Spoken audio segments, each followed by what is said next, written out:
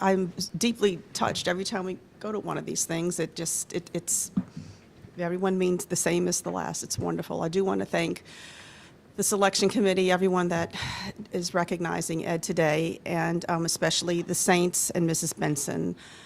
It was a horrible time in Los Angeles, but I got a call from Greg Bensel, and we were able to get Ed home through the generosity of Mrs. Benson. Ed loved the Saints. He loved the Saints so much that he has never missed a training camp. And this last year, you know, he was told that, you know, we're going to send a photographer, but you can't go. You have to stay home and take care of things that are here. Well, Ed wasn't going to have that, so he took his vacation time, and we paid for us to go to the Saints practice facility at what was it, in Los Angeles. So it was kind of like a mini vacation sort of thing planned that, you know, never happened because this happened the first night that we were there. But that's how much the Saints mean to Ed.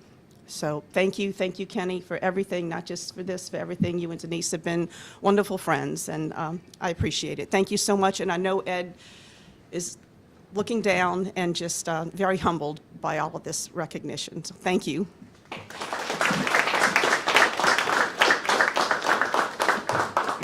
I do want to mention that all the honorees will be available for one-on-one interviews following this particular press conference. Our honorees this year for the Hall of Fame are two guys that actually both manned the deep, one in one era, one in another era, and they didn't make many errors. They were both terrific at what they did. The first was part of what I consider to be as good a defense, if not the best defense I've ever seen, and I know a lot of people that covered the team, as I did in those days, would say the same, because between that time, from 1987 to 1992 or so, the Saints were a really good football team, mired in the wrong conference with some legendary franchises, but they were a winning team consistently, had the first winning season ever, the first playoff appearance ever, and they went on to make the playoffs 4 times in that span of time from 87 through 92. And the primary reason, with all due respect to the offense and to Morton Anderson, who was incredible, was the fact that they had a defense that was off the charts. And if you look at that defense today, Ricky Jackson and Sam Mills are in the Pro Football Hall of Fame. Pat Swilling was the NFL Defensive Player of the Year. Vaughn Johnson was the fiercest hitter, 4-time Pro Bowler, All-Pro player that you'd ever find. Up front, you had Jim Wilkes, Saints Hall of Fame. Frank Warren, the late Frank Warren, Saints Hall of Fame. In the deep, you had Dave Waymer, who was the all-time leader in interceptions in franchise history, Saints Hall of Fame. And you had other guys that were really good, Jumpy Geathers and Tony Elliott and Toy Cook, and I could go on, Gene Atkins, you name it, they were really good.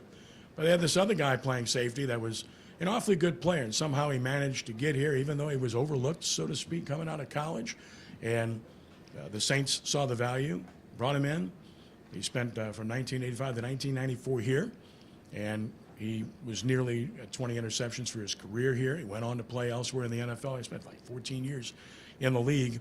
After he departed here, he continued to play at an extremely high level. Very smart. When you talk to Coach Mora, who was his head coach, you get everything you want to get about him. When you talk to his position coach, same thing. You talk to Steve Sidwell, same thing. Unbelievably smart guy, leader, and a glue. And everybody focused on the linebackers, but these guys were so good, and he was one of those. And as I mentioned before, that defense was the best I've seen, and I think the names kind of reflect that too. So we're pleased to announce that our first Saints Hall of Fame inductee for 2025 coming up in December is former New Orleans Saints safety and now coach Brett Maxey. Brett?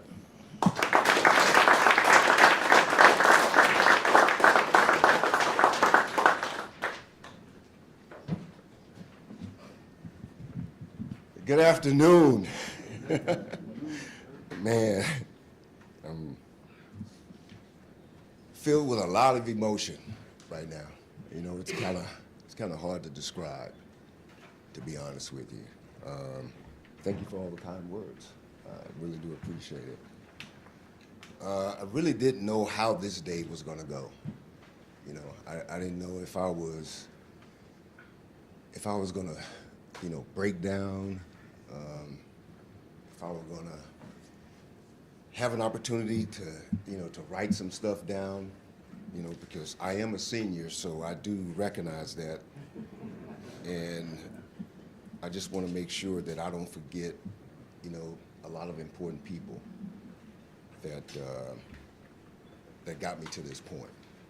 So, whew, man. You know, today I'm grateful and I'm honored to be part of such a prestigious and admired unity of men. My thanks go out to the Benson family, also Ken Trahan, who's the CEO, and what is your title? CEO and general manager. Yeah, and general manager of the Saints Hall of Fame. Also the committee. I want to thank you for affording me with the election into the Saints Hall of Fame 2025 class. My family and I are truly excited and privileged to accept my election. I would represent the New Orleans Saints organization and fans and the entire Saints community with the highest of gratitude, respect, and dignity. Ken Trahan's continued efforts over the past several years is something I will be grateful, you know, for the rest of my life. I really do appreciate it. He and I have talked about it time and time again, and man, when I got that call, it was exhilarating. I really do appreciate it. But as I continue my journey as a Christ follower, I often think about, you know, my Louisiana roots. My wife and I, you know, we were born in Texas, so we're Texans. But her father and my mom and her mom's, or my mom and her father and her mom have deep roots here in the state of Louisiana that spread really from Opelousas to Lafayette to Manny, Louisiana. You guys probably don't know where Manny, Louisiana is. But the thing that I'm really most proud of is, you know, Angela, my wife of 34 years, soon to be 35. We started our family right here in the state of Louisiana, in Metairie, Louisiana. Those two young men right there, Brett II is right now going into his 11th season as an area scout for the Dallas Cowboys. I'm very, very proud of him for his accomplishments. Adam has just started his 8th season and as a pro scout. And unfortunately, Adam is in the NFC South as a pro scout at the Carolina Panthers. His journey has been one to follow, and I'm equally as proud of him. Our two daughters, you know, unfortunately could not be here today.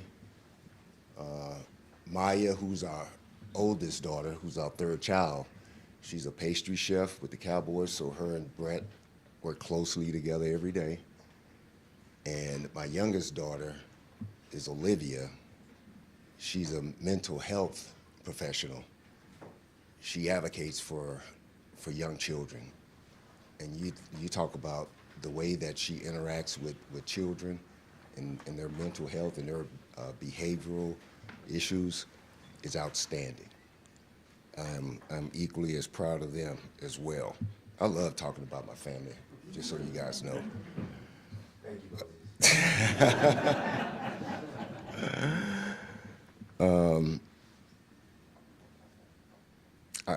I love talking about my family. I say that because our family represents, you know, the meaning of family unity and stability. So God has really, truly blessed me. He really has.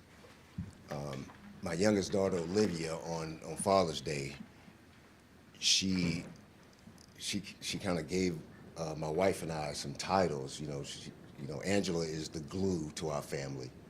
She kind of holds together. She's the communicator. She unifies everyone. She's our spiritual leader and gives us guidance that way. And she told me that I was the rock, the strength, the provider, and she's right. But it all starts with Angela. Just so you know, it all starts with Angela, and it ends with Angela. She has done a tremendous job with our family in terms of raising our children. Every now and then I would show up and pitch in and help out raise them, but I tell you what, she did it by herself, to be quite honest with you. Especially when I was a player. Now that I'm coaching, there's just not a lot of time for me to be at home. And she did an outstanding job, and I truly, truly thank you, and I love you very much.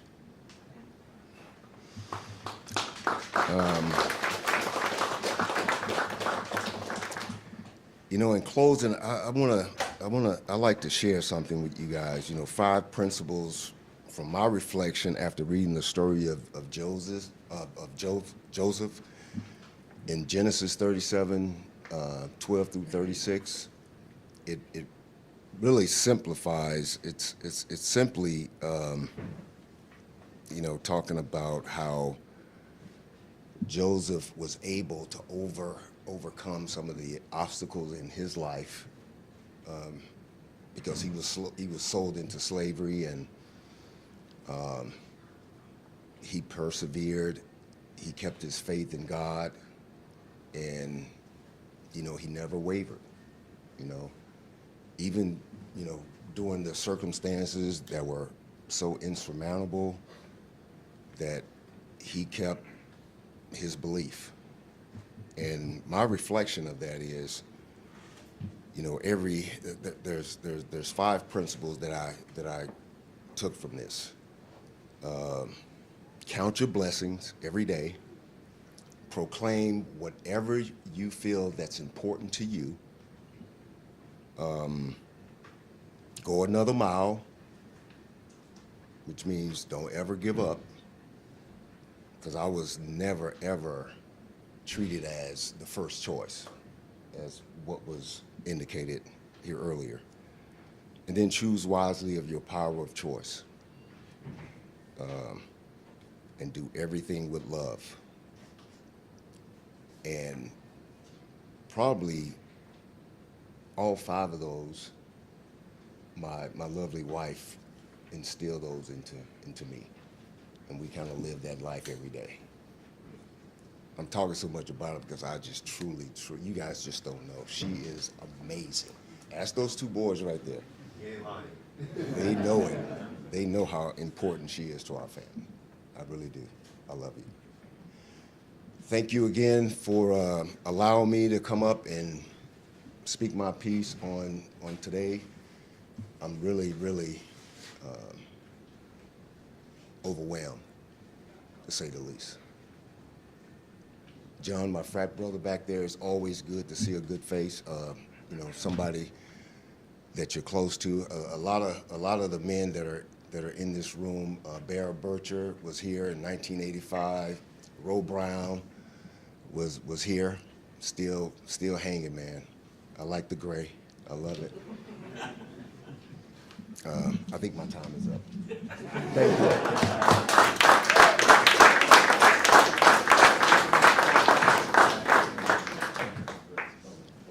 We were counting hairs earlier, and I told Brett that he has about 7 more than we saw him in the fall, so it's all good. As for Roe, he's long gone in that regard, so it's all good. Our second honoree this year is another former member of the secondary, more recent, and of course he's one of our own, born and raised and grew up in Louisiana, in South Louisiana, and was a really good player at Port Allen High School. Then we exported him to the Midwest, Indiana. The Saints found him there and drafted him in the 2nd round and brought him here, and that turned out to be a pretty good move. And by his 2nd year, he was firmly established. as a starter, and by that second year, the Saints were firmly established as a really good football team, won their first 13 games, and could have won more, just looking back at the end of that season, but they were gone for the big prize, and that was the right approach to take in retrospect, and clearly it worked out. And a large reason it worked out was because of what this guy was able to accomplish on the field. We talk about it all the time. There's good players, and then there's playmakers. And the guys that are playmakers are the guys that make the difference between winning and losing, between being a contender and being a champion. And the Saints became a Super Bowl champion largely because of what he was able to accomplish on the field. We were there on, that night in the Dome, and Saints were really good in the first half. Vikings were an excellent team, were really good in the second half. And it wasn't looking too good with the tie game and the Vikings having the football and driving. And then our friend Mr. Favre decided he was going to throw across his body. That wasn't a really good idea with 22 roaming around back there. And he made a heck of a play to come up with an interception, which put the game into overtime. And the Saints, of course, went on to win with Garrett Hartley knocking one down the middle from 40 to send us to the Super Bowl. And then, of course, when you get to Miami, we remember a lot about that particular game. There's a lot of things you can talk about. But in the end, the thing that really made the difference, once again, the opposing team was driving, this time for potential tying score with another Hall of Fame quarterback, whom we knew pretty well. And they decided they were going to go for it. And he had a premonition. He made a tremendous read. We know the rest. He stepped in front of a New Orleans kid, Reggie Wayne, who was thrown by a New Orleans guy, Peyton Manning. Picked it off and returned it 74 yards for a touchdown. All I remember is him last 10 yards holding the ball out, and I'm just saying, don't drop it, don't drop it, whatever you might do. And I can't speak for the fan base. I'm born and raised here, and I love the New Orleans Saints. My whole life has been this. My parents, initial season ticket holders, we still own the tickets. My sister was an original Saints dancer. My wife was a Saints dancer, covered the Saints for 40 some odd years, did Saints broadcasts, run the Saints Hall of Fame. And the emotions at that time, I was crying. And I'm sure I wasn't the only one. It was pretty special because we sat here our whole lives and we're waiting for something like that. And the people in this organization, including the people in the front row here, I'm going to recognize to help build that. And then this guy went out and made these plays, right? And, of course, the Saints won the Super Bowl, and that's something that will always be the richest moment in the history of this franchise. And he was the richest part of it with the plays that he made. He was the playmaker. And he's a Louisiana born and bred guy. And it's so good to have him back in town here today and to announce that our second honoree for the Saints Hall of Fame class of 2025 is Saints quarterback Tracy Porter. Tracy?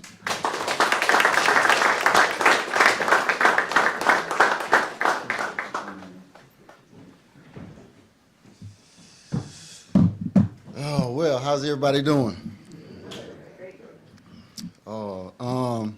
First, man, I just want to say thank you to everyone that had a hand in allowing me to be at this podium in front of you today.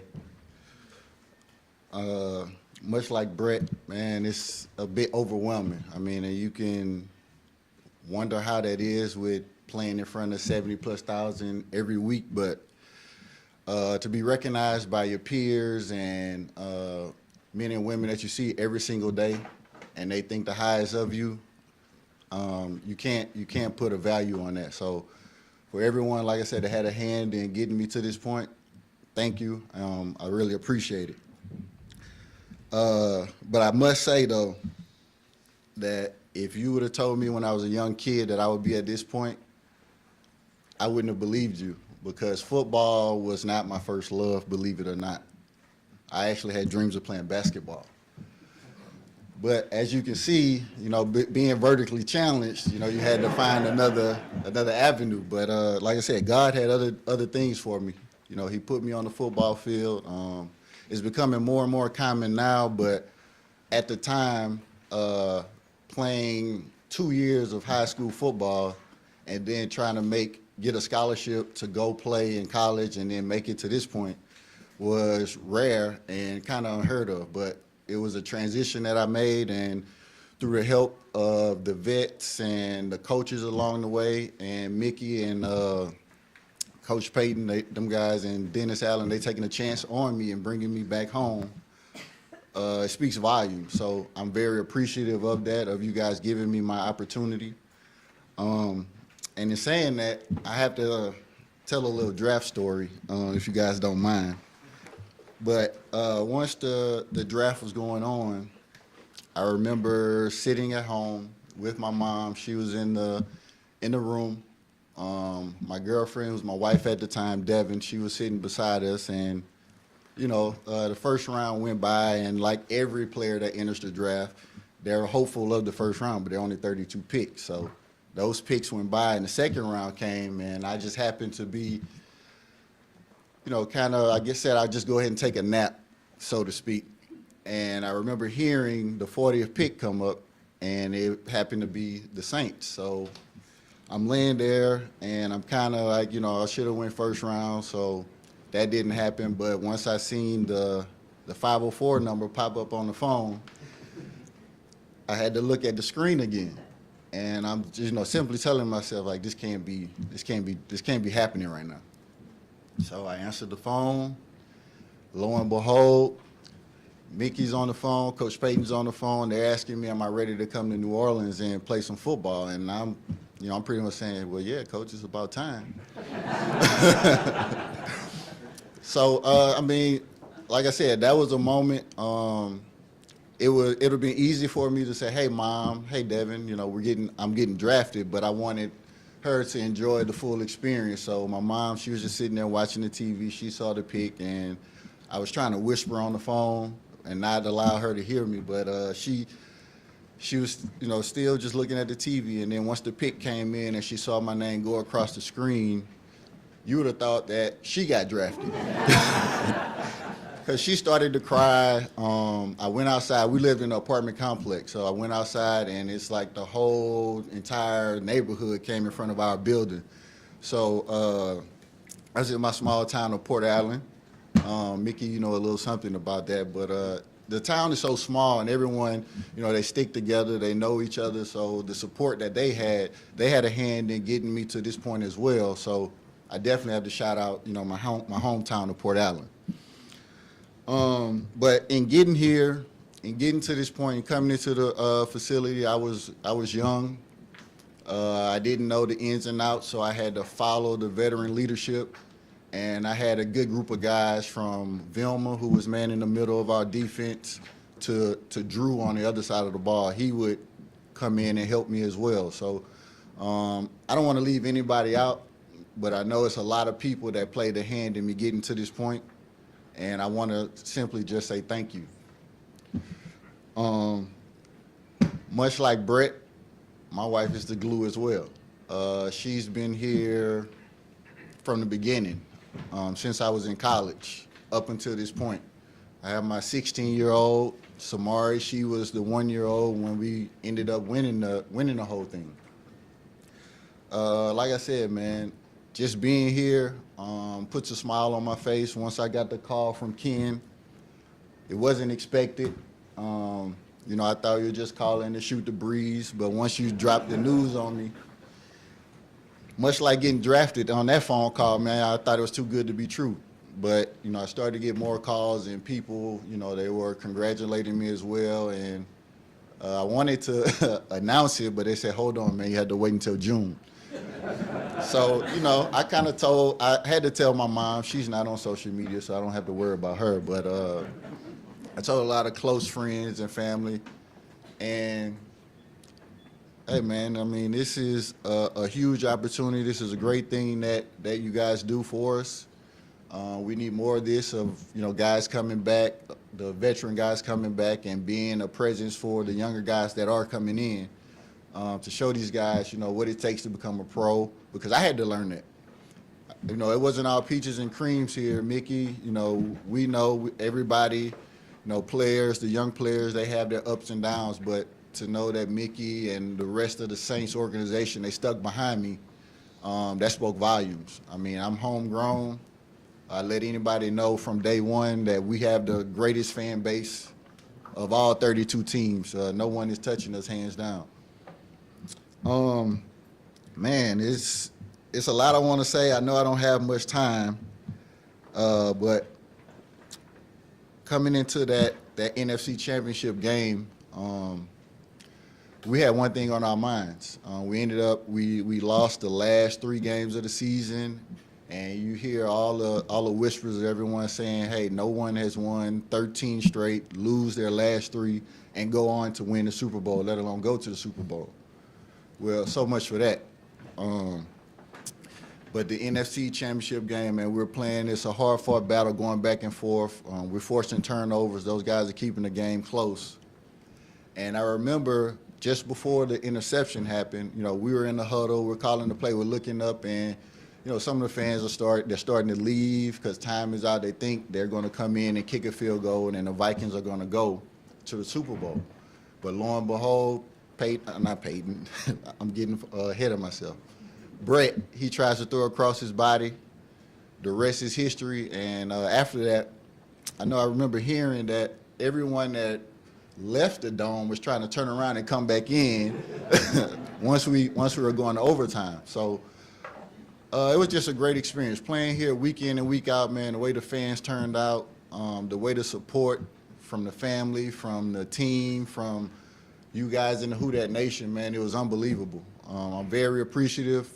I know I probably left some people out, had some things that I should have said that I didn't say, but it's just being here, being in front of you guys, man, it's unbelievable, bit overwhelming, but I can't do anything but smile and tell everyone in here and everyone that had a hand again in having me get to this point. I just want to tell you guys thank you, and God bless you, man. I appreciate it.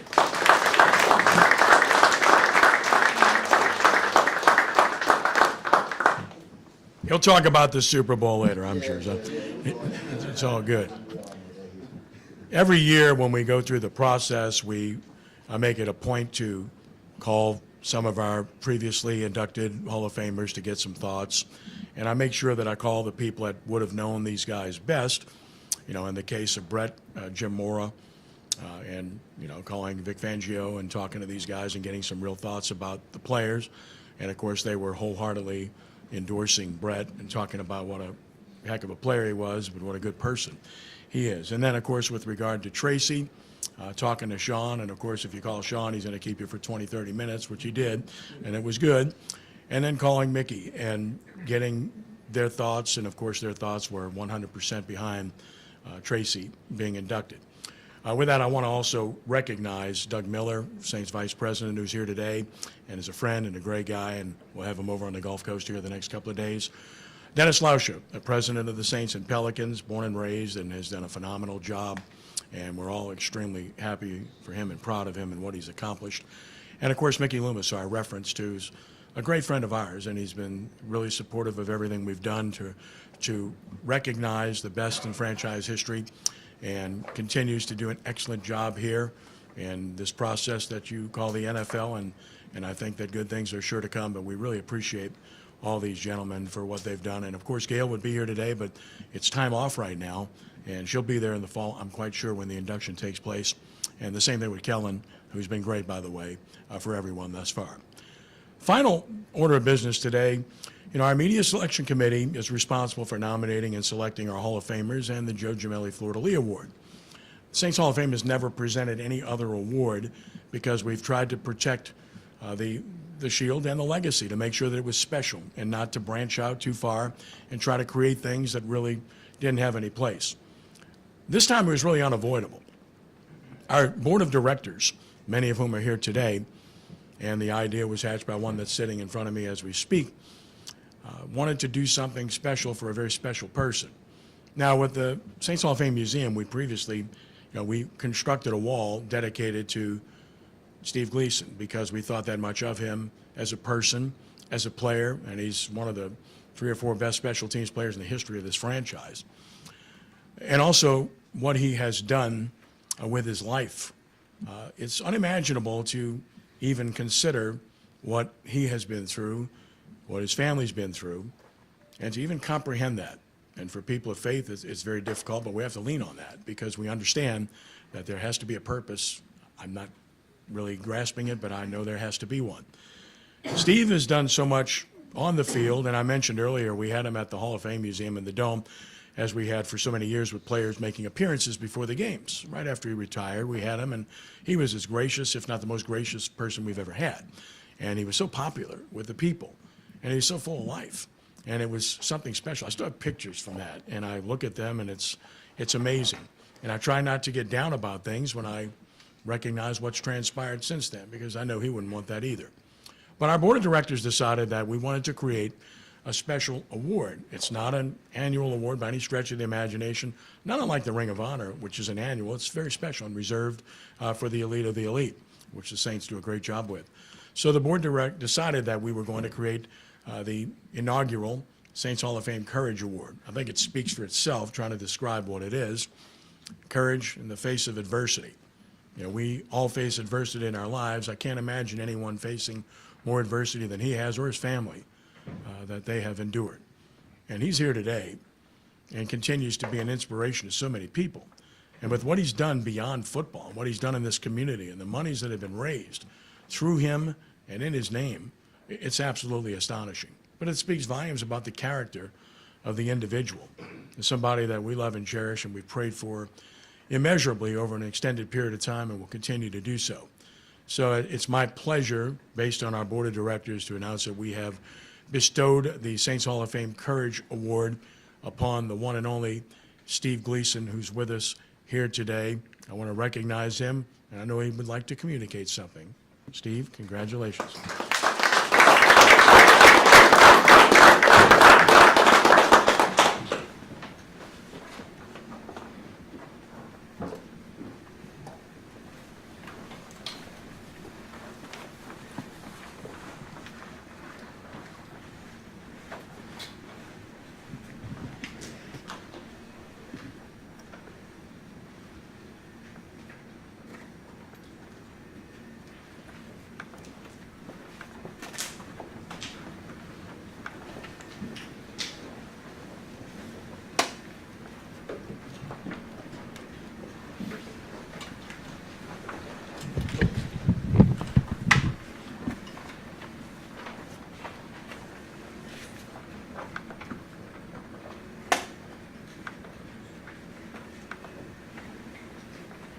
Hi, I'll be brief.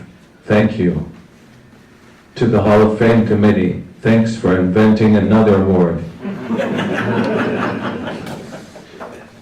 And I'm grateful for the example of the people of New Orleans for their courage. And I'm happy to be here with these fellow honorees. Thank you to Mickey and the Saints organization, and finally Ms. Gale. Thank you for your support and love. Mostly, thank you so Michelle, Gray, and Rivers. You're my motivation every single day.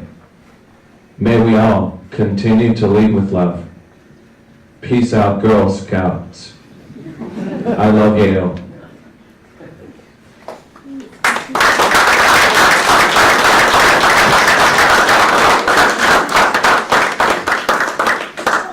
Steve. Two things. Number one, the actual induction will take place in December. Jay, I think it's December 14th game. Is that right? Correct. So it'll be that weekend. We know that now. And so if you want to include that, that's fine. It'll be the weekend of the December 14th game at home that the Saints play. We'll have our induction luncheon gala, and then, of course, honor these guys at the game. And then secondly, as mentioned before, the induction actually takes place in December. It's not today. Today's just the announcement. So just for clarification purposes, make sure of that. Last but not least, they'll all be available for one-on-one interviews. We figured you'd much prefer that than trying to shout out questions and not having enough microphones. So they'll be here and ready for you to take them. But once again, let's give them all a round of applause for the honor today.